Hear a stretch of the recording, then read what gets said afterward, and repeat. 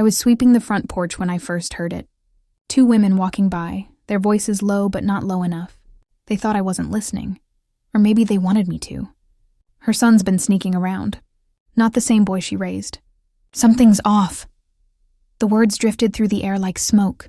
Impossible to ignore. Impossible to grasp fully. I froze with the broom in my hand, my heart giving a startled thud. My son? My boy? I smiled stiffly at them when their eyes flickered in my direction. But inside, my stomach knotted.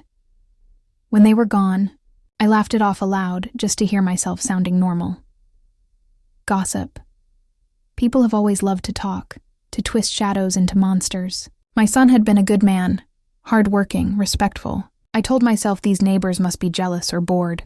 I'd raised him with discipline and love, and I clung to that thought like a lifeline. Still, their words pressed on me long after the broom was leaned back against the wall. That night, while cooking, the knife paused in my hand when I caught myself wondering where he was. He had said he'd be late, but suddenly that excuse carried weight I didn't want it to.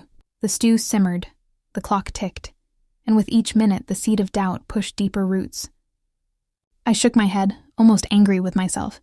After all I'd done for him, after all I'd poured into his life, how could I believe whispers over the son I raised? But once suspicion finds a crack, it grows, even in the strongest walls. As I set the table for one, I slipped into memories. I saw him again at 5 years old, tugging on my sleeve, begging for another bedtime story, even when my eyes stung from exhaustion. I saw him at 12, his knees scraped from soccer, looking up at me with trust so pure it almost glowed. I remembered the long nights when I worked double shifts so he could have the shoes other boys wore, the loans I signed for his schooling, the meals I skipped so his plate never looked empty. Every memory shouted proof of who he was. My boy, my pride, my purpose. But those same memories also stabbed me with the thought, could all that love really protect him from the world's shadows? Could I be blind to truths that others were beginning to see? My chest ached as if I'd betrayed myself for even asking. The pride of raising him battled with the sting of suspicion, 2 voices pulling me in opposite directions until I felt stretched thin, like a thread ready to snap. Later, lying awake in bed, the silence was unbearable. My mind replayed the neighbor's words, her tone, the certainty in her voice. What did she mean by sneaking around? Where did these whispers start? Were they baseless or had someone seen something? I stared at the ceiling, counting cracks, listening for the sound of his key in the door. When it finally turned, I shut my eyes and pretended to sleep, though my ears strained to catch his footsteps. They were soft, careful, almost guilty. The next morning I studied him quietly as he ate. His shoulders were tense, his phone never left his hand. He avoided my eyes when I asked simple questions. About work, about friends, about how he was holding up. His answers were short, like doors half shut. I told myself he was just tired, that young men carry burdens they don't always share. And yet the seed of doubt was no longer a seed. It was a small, dark plant curling upward, whispering that perhaps I didn't know everything after all. I went about my day with that thought heavy inside me. When I walked through the market, I caught snippets of conversation that seemed to bend toward me, whether they were truly about my son or not. Laughter that felt mocking, eyes that seemed to flicker in my direction before darting away. The world hadn't changed, but I had. I was listening now too closely. By evening, I stood at the window, watching shadows lengthen across the street. My reflection in the glass looked older, wearier, as though suspicion itself had carved new lines into my face. I whispered to myself the truth I didn't want to admit. I trusted him, but trust alone no longer felt safe. I thought of all the times I'd defended him as a child, when teachers complained or neighbors judged, how I'd stood like a wall between him and the world. But who would defend me now if the whispers were true? I pressed my hands together, as if in prayer, though no words came. Pride told me to believe in him, to shut my ears against gossip. But the ache in my chest told me that if I ignored this, I might lose him completely. To lies, to mistakes, to choices that could not be undone. Love demanded action, even painful action. So I made a decision in the quiet of my heart, one that felt like both betrayal and devotion. I would watch him, Not accuse, not confront, not yet. But I would keep my eyes open. I would notice the details. I would not let gossip be my only source of truth. If there was something to discover, I would discover it myself. As I blew out the candle beside my bed, darkness filled the room. But it was not the same as before. This time it carried with it a new resolve.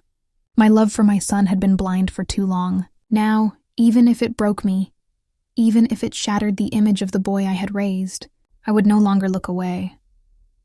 The days that followed were painted with unease, each moment carrying subtle shifts I wished I couldn't see. My son stopped looking me in the eye. Conversations became brief, his gaze always fixed on the screen of his phone. The device never left his hand now. It was an extension of him, tucked under his pillow at night, clutched even when he ate. Once, when it buzzed during dinner, I caught the faint flash of panic in his eyes before he flipped it face down and muttered, "Work." I nodded, though my chest tightened. Work had never made him tremble. He came home later and later. The clock would pass midnight before I heard the soft creak of the gate, the cautious tread of his steps. Once I slipped into the hallway as he opened the door. His shoulders jumped at the sight of me. "Didn't mean to wake you," he whispered, trying for casual.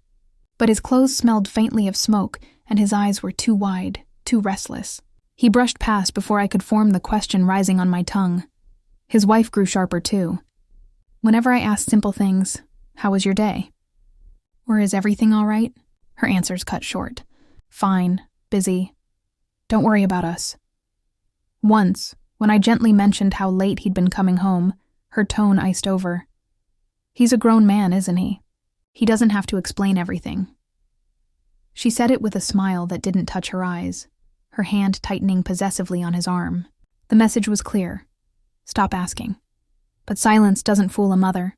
In the quiet of night, lying in my room with the door slightly open, I began to hear them. Their voices rose and fell in hurried whispers. Sometimes it was her, sharp and insistent. Sometimes it was him, defensive and weary. Words slipped through the walls. Money, promise, "Why didn't you?" before fading back into muffled arguments. I would clutch my blanket, staring at the ceiling, my heart pounding in helpless rhythm. Outside, the community had already begun circling like hawks. At the market, while choosing vegetables, I overheard two women. "He doesn't come around his mother the same way anymore. Something's going on." You know how young men can be when they get tied to the wrong people. When I walked past, their conversation snapped shut like a door. I smiled politely, but my throat felt thick. Relatives noticed too. My brother asked over tea, "Why haven't I seen him at family prayers? He used to come every week." My sister-in-law leaned in closer, lowering her voice. "You raised him better than this. If there's trouble, you need to get ahead of it." Each word, though meant as concern, landed on me like blame, as though my motherhood was on trial, as though whispers about him also pointed to me. I tried to defend him at first, tried to say he was working hard, that maybe stress was making him short-tempered. But each defense tasted bitter on my tongue. I could not deny what my own eyes had seen. The phone hidden away, the late nights, the hollow answers. His smile, once easy, now looked rehearsed. The pride I carried in raising him clashed violently with the suspicion I carried in my gut. My mind replayed memories like a cruel film. The boy who once grinned while holding up his school report card. The teenager who shyly asked for my help with a tie before a job interview. I had stood in the audience at every milestone, clapping the loudest, believing he would always honor me. Now I wasn't sure who I was cheering for anymore, a memory, or the man who stood in front of me hiding pieces of his life. One evening, after yet another tense dinner where the room felt more like a stage than a home, I sat alone in my bedroom. The murmurs of their argument seeped through the walls again. I closed my eyes listening. Her voice rose, sharp, accusing. His followed, broken, defensive. A thud, a long silence, then hushed words too low to catch. I pressed my hand to my chest, feeling the ache pulse like a warning. I realized then that waiting passively was no longer enough. The seed of doubt had grown into something stronger, something that could no longer be buried under love or pride. If I wanted to hold on to him, or even to myself, I needed to know the truth. Not from neighbors, not from gossip, not from relatives who half suspected and half enjoyed my humiliation. From my own eyes.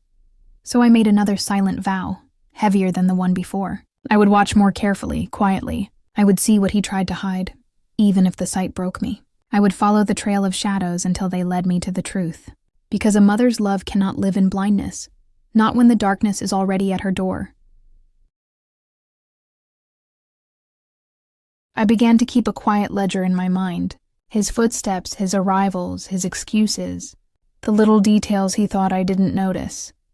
The way he slipped his shoes off softly at night, the hurried messages he typed with his back turned, the way his jacket smelled faintly of smoke and sweat. Each clue stacked against the pride I had once wrapped around myself like a shield. At first, I only listened. I memorized the hours he left, the times he returned, the mood he carried with him through the door. He was no longer a son sharing a home.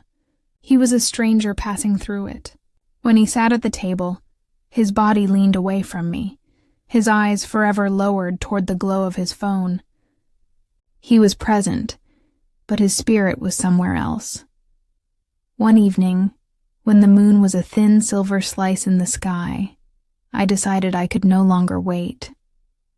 The urge to see with my own eyes, to know with certainty, outweighed the guilt of mistrust. I wrapped my shawl around my shoulders and slipped into the night after him. My heart pounded with each step, half in fear of discovery, half in dread of what I might learn. He walked quickly, his head low, hands shoved into his pockets. I kept to the shadows, my breath shallow, my eyes fixed on the dark outline of his figure. The streets grew quieter the farther we went, the lamps thinning out until we reached the edge of a dimly lit alley. There, he paused, glanced over his shoulder once, then slipped inside. I pressed myself against the wall, the rough stone biting into my palms. My ears caught voices, more than one. Men, low and tense, their words sharp with impatience. I edged closer until I could see enough. My son standing stiffly in front of two strangers, his hand fumbling in his jacket. He pulled out an envelope. One of the men snatched it, flipping through what I could only guess were bills. The other leaned close, his finger jabbing into my son's chest. The sound of their argument cut through the night, fragments sharp enough to piece together. "Late again? You promised in a last chance." My son's voice cracked, defensive, pleading, like a boy caught in trouble at school. But this was no classroom. Money passed hands. The men walked away with dark laughter trailing behind them. I clutched my shawl tighter, my body trembling. My son lingered in the alley, shoulders slumped, one hand raking through his hair as though trying to erase the moment from his mind. But I had seen it. I had seen him reduced to desperation, bargaining with strangers in the shadows. This wasn't the boy who once tugged at my hand for candy, who blushed with pride when I praised his report card. This was a man weighed down by secrets, caught in webs I couldn't yet see. My stomach twisted until I felt sick. The image of his outstretched hand burned into me. When he finally left, I followed at a distance, my feet heavy, my throat dry. Each step home felt longer, lonelier, my mind a battlefield of denial and dread. By the time I slipped back into my room, my body shook with exhaustion, but sleep would not come. Staring into the darkness, I asked the question that had no answer, the one that echoed louder than the gossip, louder than the arguments, louder than my own heart. What is he hiding from me? The morning after I followed him into that alley, my eyes could no longer look at him the same. Every movement he made carried weight. Every word he spoke sounded rehearsed. I noticed what I had ignored before, the unopened envelopes piling on his desk, the ones with red lettering across the front that screamed overdue. When I quietly shifted one aside while dusting, My stomach dropped at the bold numbers demanding payment. The phone calls came more often, too. Numbers I didn't recognize flashed across the screen before he snatched it up and left the room. His voice would drop low, strained, sometimes sharp. Other times he spoke in hurried fragments, promises muttered like apologies. When he hung up, his face carried the same shadowed look I had seen under the street lamp that night. Then there were the letters. I found them one afternoon while folding laundry. Tucked under a stack of shirts was a half-opened envelope. The paper inside spoke in a language of threats veiled as reminders. Final notice. Immediate action required. My hands trembled as I refolded the shirt, sliding the letter back exactly as I'd found it, as though touching it too long might stain me with its secrets. I tried once, gently, to ask my daughter-in-law. Over tea, I chose my words carefully, disguising worry as casual concern. He seems tired lately. Are things all right with him? She looked at me over the rim of her cup, her eyes cold, her smile tight. He's fine, busy. You know how work is. Then she set the cup down harder than necessary, as if punctuating her refusal to say more. I felt the wall she built between us, higher with each syllable. But the world has ways of feeding a mother what her son won't. One evening, an old friend stopped by. She hesitated, glancing around before leaning close. I shouldn't say this, but I've heard things. Your boy, he might be caught up in something. Money he doesn't have. People he shouldn't owe. Her voice shook, equal parts pity and warning. My throat dried. I wanted to deny it, to tell her she was wrong, but her words fit too neatly with what I had already seen with my own eyes. The tension wrapped around me like a vice. Each day I walked through the market, I felt stares follow me. Gossip traveled faster than truth. Some said he was involved in shady dealings. Others insisted it was just reckless debt. A few whispered darker things I refused to let my mind repeat. Every version tore at me, because each one meant my son was not the man I thought he was. At night, I lay awake with the ceiling above me like an empty page, my mind scribbling possibilities that only deepened my fear. Reality and rumor blurred until I could no longer separate them. What was truth? What was invention? Which pieces would shatter me if I chose to believe them? I pressed my hands to my chest and admitted something I had resisted from the first whisper. Whatever the truth was, it might not match the son I carried in my heart. The image I had clung to, of the boy with shining eyes and endless promise, might be destroyed forever. And still, I braced myself. Because even if the truth broke me, I would rather face it than live blind.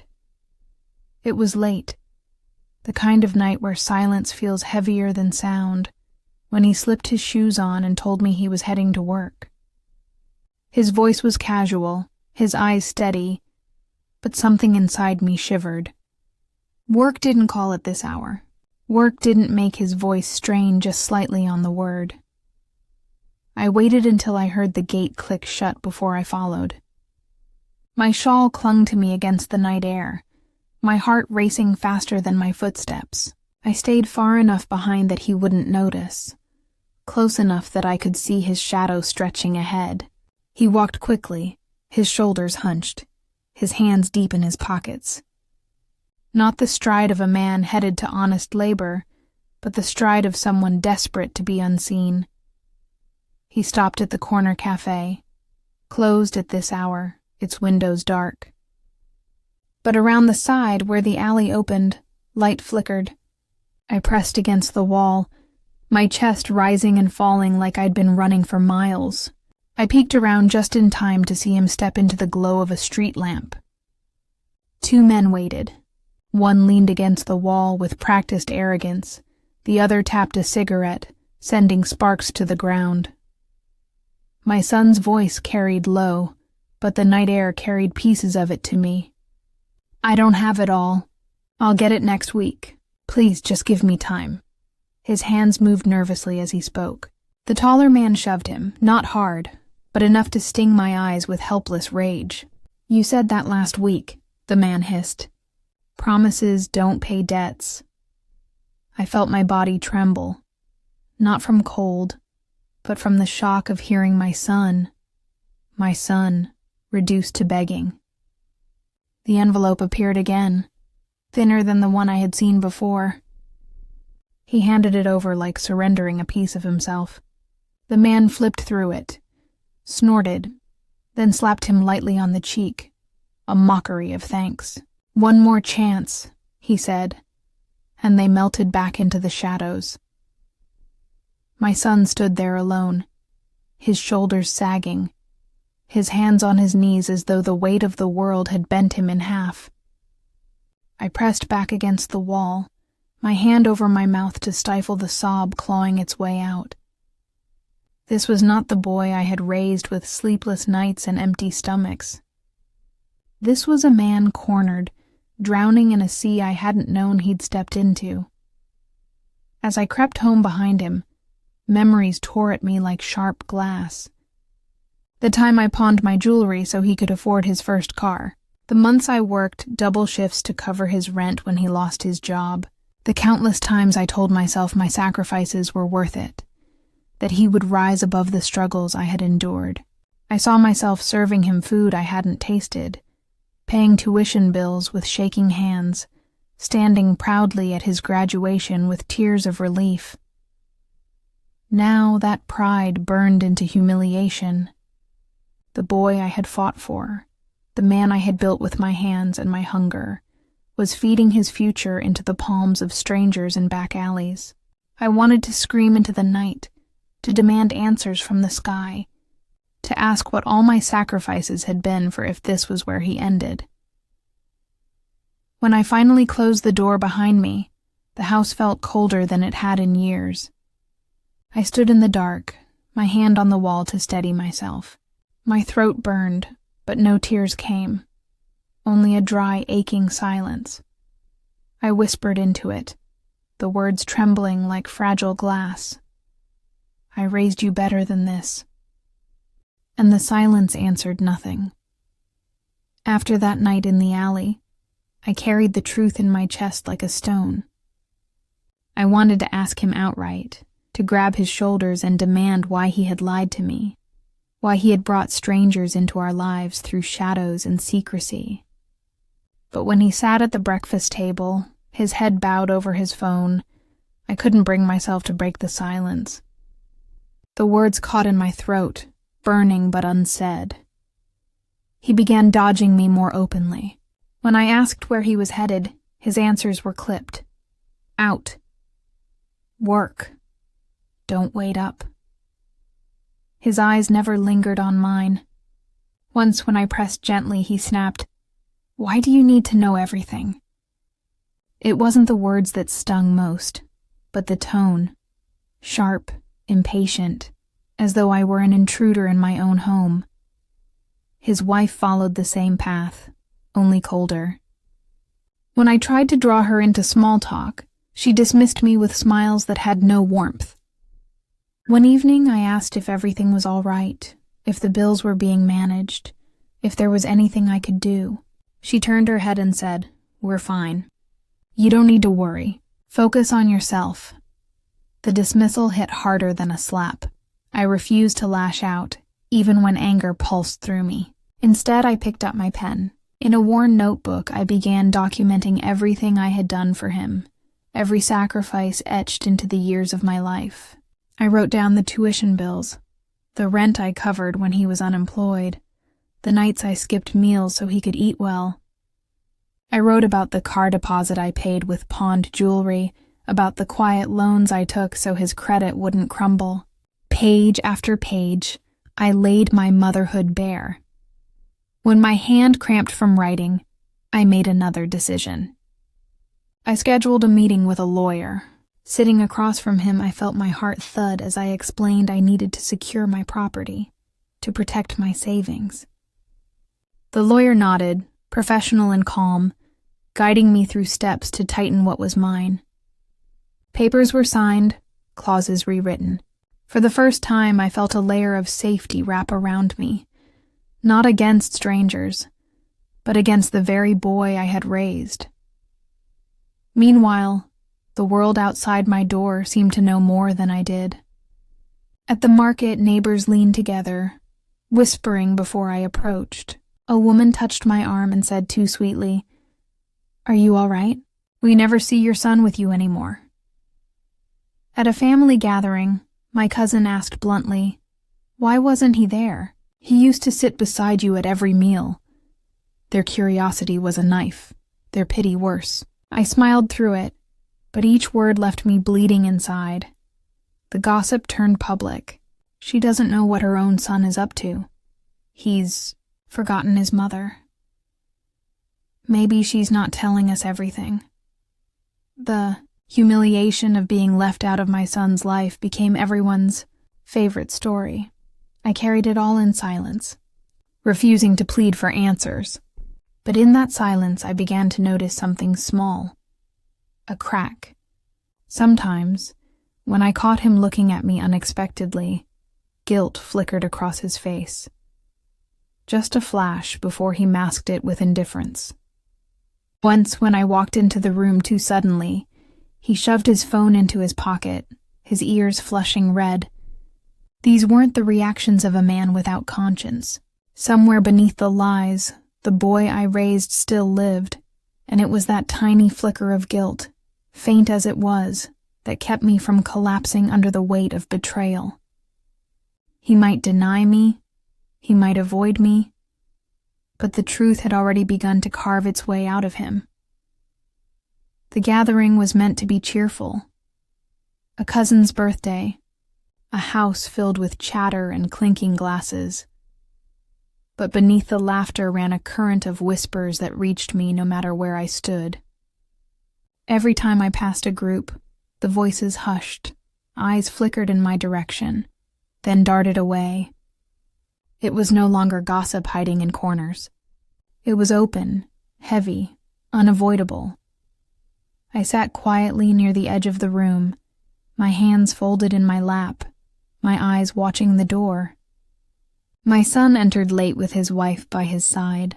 She wore a smile sharp as glass, her arm looped through his as though claiming ownership. He smiled too, but it looked strained, a mask barely holding. The whispers swelled.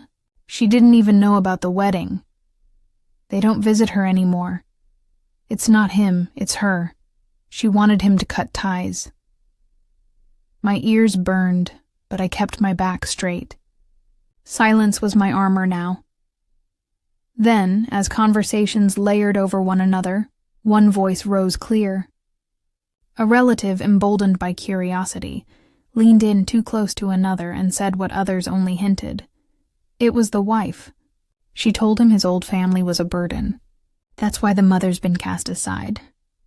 The words cut the air like a blade. My heart thudded, though my face remained still. I turned slightly, just enough to see my son's expression. His jaw tightened, his hand twitched against his glass. His wife laughed too loudly at something someone said, but her eyes darted like a cornered animal. In that moment, truth began to unravel on its own.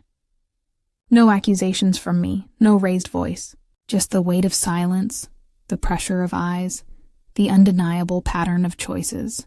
My son shifted in his chair, his shoulders stiff. The mask cracked.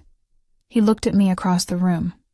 For the first time in months, he truly looked, his eyes finding mine, not sliding away. What he saw there, I don't know. Strength, hurt, or simply the reflection of the boy he had once been. His lips parted, his breath uneven. Then, as though the dam broke, he rose from his chair and came toward me. The room fell into hush. He stopped before me, his voice trembling. "Mom?"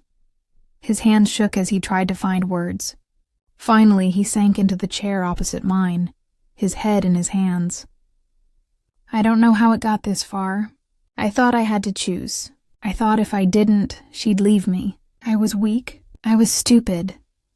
Gasps rustled through the crowd, but I kept my gaze steady. My silence had carried me this far. Now my voice would.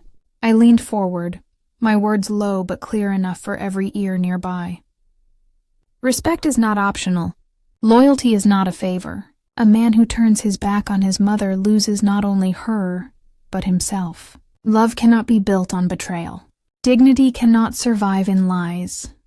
He lifted his head, tears brimming.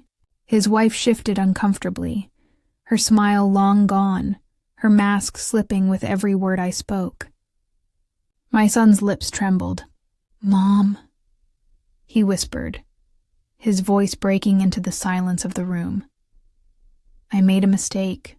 The words were small, but they carried the weight of months of secrecy, humiliation, and pain. And in that moment, the entire room bore witness, not to my shame, but to his reckoning. Betrayal cuts deepest not from enemies, but from those whose faces you love, whose voices you know by heart. I had given my son everything: time, strength, sleepless nights, pieces of myself I can never reclaim. And he in turn had given me silence, distance, humiliation. But as I sat there in that crowded room with his confession trembling between us, I understood something I hadn't before. Love does not die when trust is broken, but it changes. It hardens. It demands new rules. After the gathering, he came to me in private.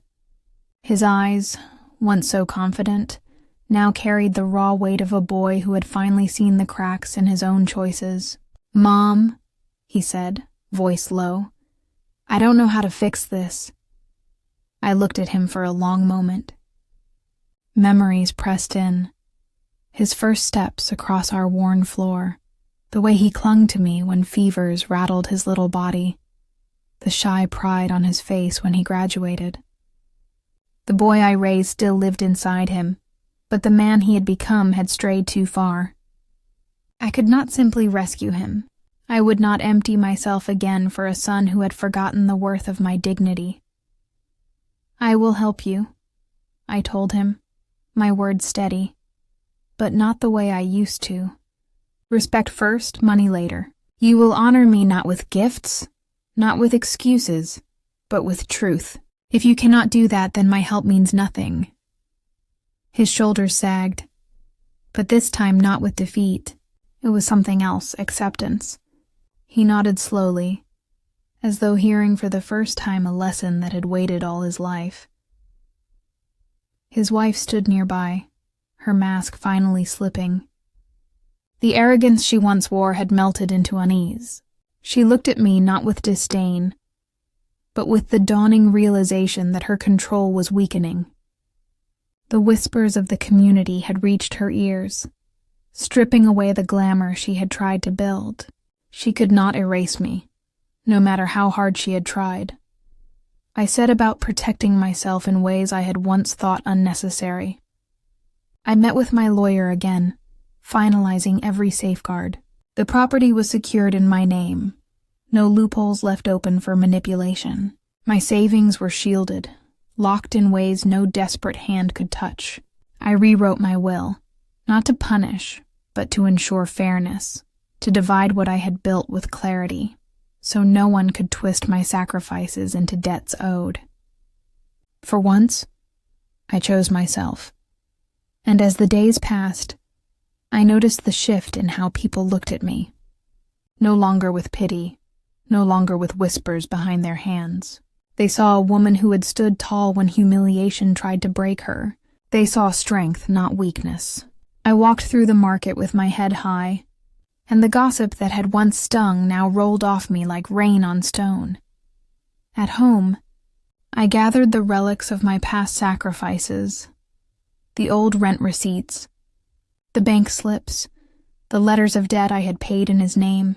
I spread them across the table, a paper graveyard of my years of giving. My hands shook as I lit a match. One by one I fed them to the flame, watching the pages curl, blacken, and collapse into ash. The smoke lifted like a prayer, carrying with it the weight I no longer wished to bear. When the last ember faded, I turned to the wall where my new will hung framed and sealed. It was more than legal paper. It was a symbol. Proof that I had not been erased. That I had carved my own place in the story no matter how they had tried to write me out. I stood there for a long time, the silence of the house wrapping around me not as emptiness, but as peace. My son's footsteps would return, perhaps slower, perhaps humbled. His wife would learn, through the cold truth of consequences, that arrogance has no place in a family built on respect.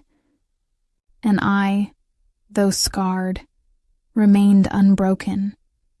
I whispered into the quiet words that carried all the weight of my journey. They tried to erase me, but I wrote myself into a future they cannot take away.